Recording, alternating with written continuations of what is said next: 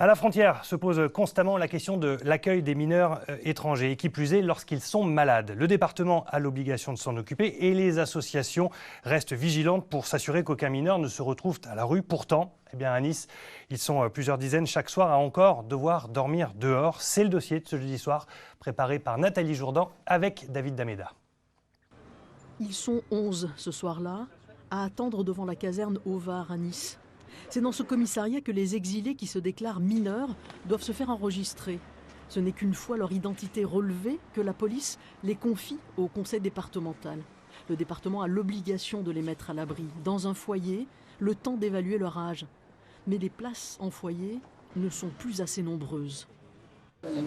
Monsieur, de toute façon, ça sert à rien de vous battre. J'en prends 6. Ok, d'accord. Là, je suis au 3e.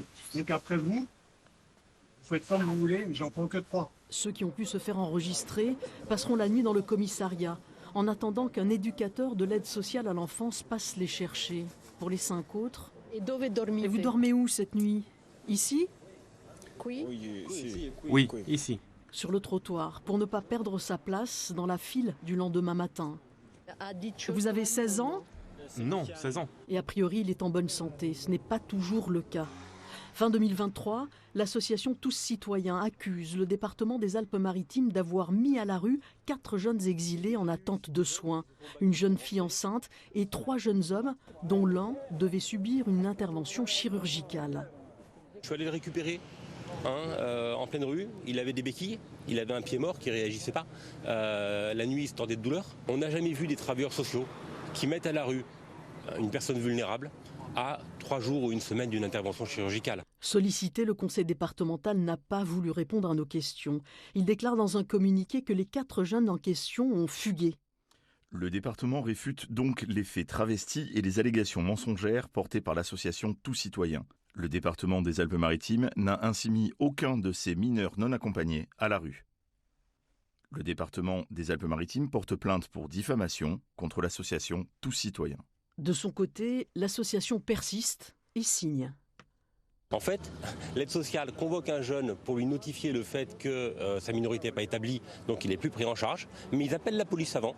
Et quand le jeune sort du bureau, il y a 2 policiers qui le menottent et qui l'embarquent.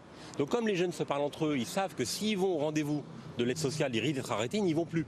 Voici l'un de ces 4 jeunes qui ont quitté le foyer. Nous l'appellerons Younoussa. Il est hébergé chez un particulier. De l'hôpital. Dans ses mains, l'historique de son séjour à l'hôpital Lanval en octobre dernier pour une embolie pulmonaire. Quand je casse le sang, devant lui, il y avait du sang qui sortait. Après, j'étais inquiet. Je lui ai demandé, est-ce que vous avez enlevé caillou? Il donne le médicament. Après 15 jours d'hospitalisation, il peut retourner au foyer mais doit rester sous surveillance médicale. C'est alors qu'il est déclaré majeur. Sa place au foyer doit être libérée. L'association Tous Citoyens lui trouve en urgence un toit chez Jean-Charles Vernet. Quand il est arrivé chez moi, il sortait de l'hôpital, donc il crachait du sang, il fallait qu'il mette des bandes sur les jambes pour éviter les caillots. Ensuite, il a eu des problèmes dentaires, il était très fatigué, il crachait un peu de sang.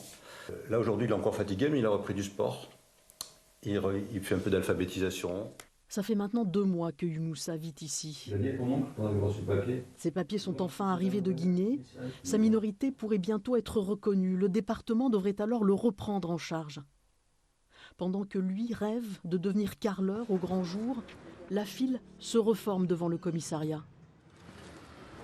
Tous les soirs, de nouveaux visages attendent leur tour sur le trottoir de la caserne au Var.